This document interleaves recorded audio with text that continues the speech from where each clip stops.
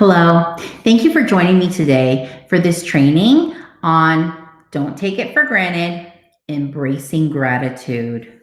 If you just allow me for one moment, I will present my screen to you so that you can see the presentation.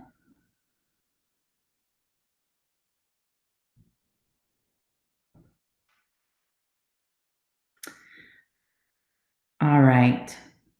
Thank you for allowing that. So, our goals for today is to define gratitude, identify why gratitude is important. We're going to look at 10 tips for practicing gratitude, ideas for teaching gratitude and embedding gratitude in all that you do. We're going to watch a video, but you're going to end up having to do that on your own.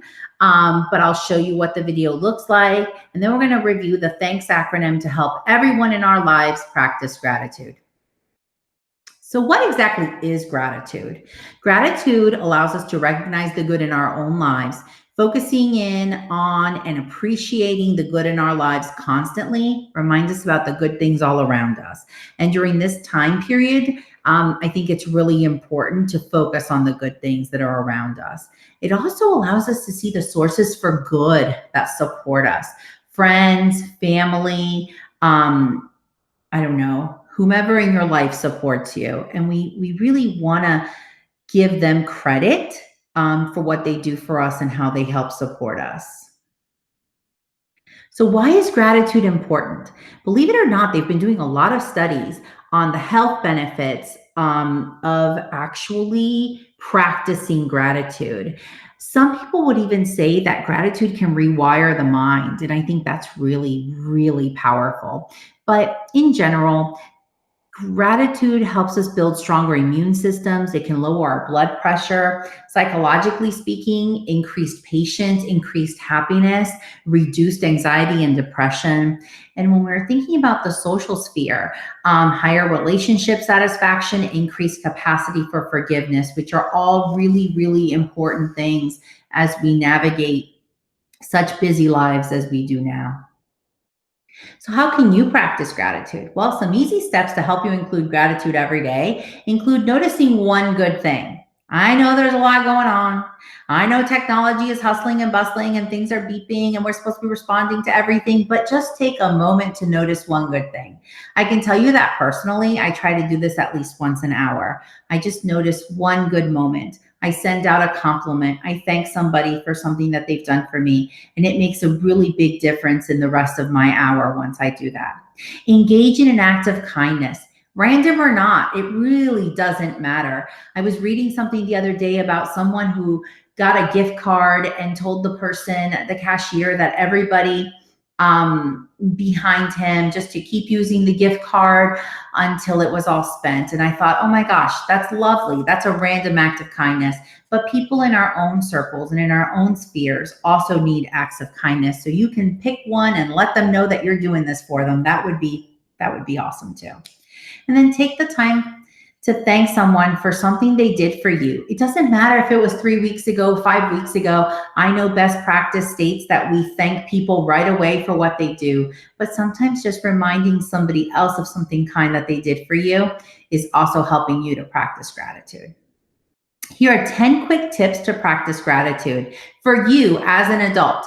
Of course, the whole point of this is how can I embed this into my life so I can share this with my children and my partners and everything else. But it's important to understand how to practice gratitude for yourself before you're trying to teach it and supporting others in doing it. So number one, keep a gratitude journal. I think it's super helpful. It could be something you do once a week, 3 times a week, or every single day. Ask yourself why. I think that's a nice reflection point. Read and affirm your statements. Affirmations are hugely important and they can be super great for yourself and for your children. Reframe attitudes of negativity. You know, not everybody's walking in our shoes, and sometimes we just have to reframe it to make it work. Beware of the words that you speak. Words are powerful. We need to remember that. Take care of yourself.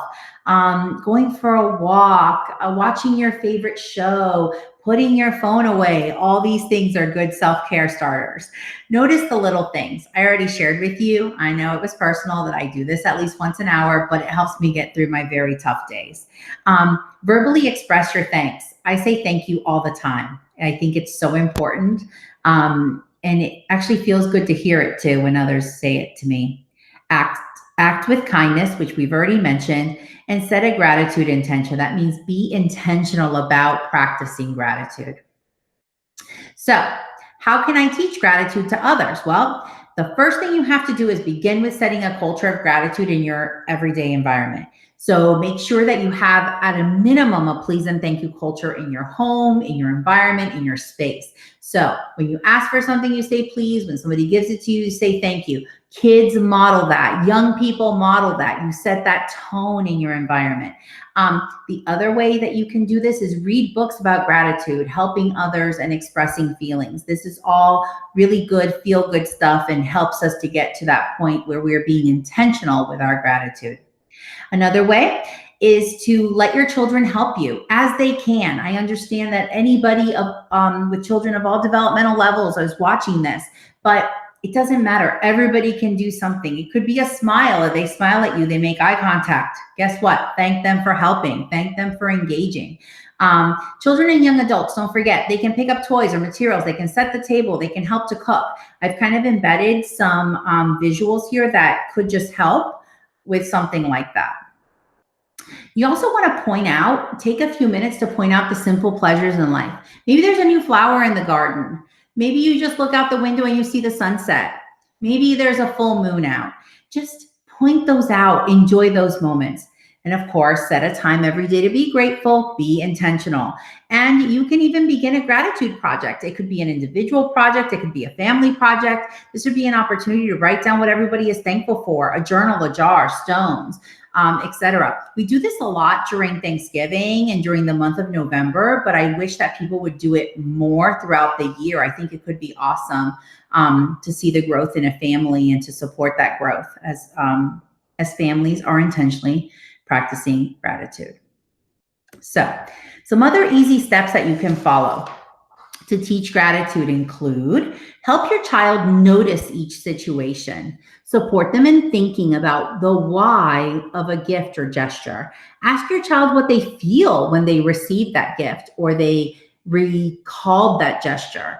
And then ask your child what they could do about it. And it's important to remember that noticing, thinking, and feeling could be for anybody. The doing part, sometimes children need a little nudge on that, or young adults even need a little nudge on what else they could do after. So this is the video. It was created by a project at Berkeley, and I really thought it did a nice job of explaining the noticing, thinking, feeling, and doing. And you will see this as a resource attached to the end of this training session.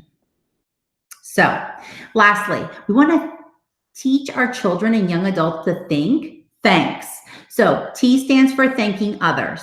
That's really important. H could be helping others or is help others. Sorry. A is appreciate. Be thankful for what you have. N is notice the good things. K is know your gifts, what you are good at doing and what other people do well. It's a two-parter, but it's a really important two-parter. S stands for serving others when you can, or acts of kindness. It would be awesome to post this up on the fridge, and if somebody does it, a little check mark goes by it, something like that. And maybe at the end of the week, whoever was the most thankful or the most intentional about gratitude maybe gets to watch a special show on TV or something. It's just really embracing it and including it into our everyday world. So now, of course, I get to say thank you to you for spending a few moments of your time with me. I greatly appreciate it. These are the resources from Berkeley that were used in the creation of this training. And I just want to take a moment, although we're talking about practicing gratitude and thankfulness, if for some reason you were to need assistance with behavior in your home, please first reach out to your child's teacher. They will then reach out to somebody in the group that I work on, the district staff behavior group. And then one of us will reach out to you. So please feel free to let us know how we can help you. It can be with gratitude, it can be with de-escalation, it could be with behavior in general. We will definitely do our best. We will set a time with you to meet on the phone or via a virtual platform. Thank you again for meeting with me and spending some time with me today. I greatly appreciate you spending your time. I know there's a lot going on, and for you to take a few minutes to watch this is very important. Once again, thank you.